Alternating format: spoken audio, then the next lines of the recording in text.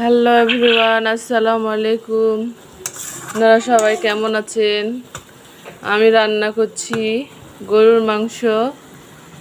আমি খড়ির চুলায় রান্না করছি, এক পাশে ভাত আর এক পাশে মাংস।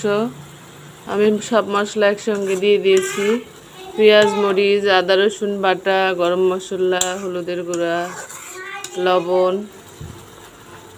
মশলাটা ভুনা হয়ে গেছে। এখন আমি মাংসটা ঢেলে দেব।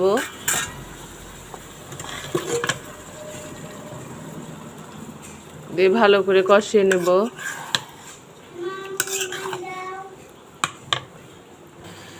দেখেন কি সুন্দর কালার চলে আসছে, কি সুন্দর কালার আসছে। দেখেন আমি কষাচ্ছি। আমি আলু দিয়ে রান্না করব মাংসটা। ভালো করে কষানোর পরে ভেজে রাখা আলুগুলো দিব, আর একটু কষাই নেব। আবার ঢাকনা দিয়ে ঢেকে দিলাম কিছুক্ষণের জন্য।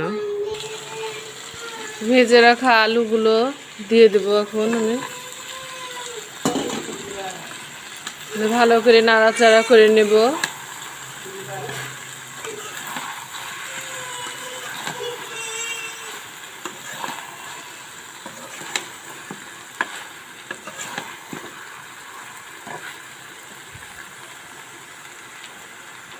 আর ঢাকনা দিয়ে ঢেকে দেবো কিছুক্ষণের জন্য।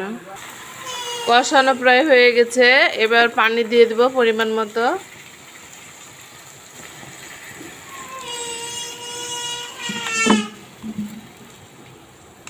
দিয়ে ভালো করে নাড়াচাড়া করে নেব।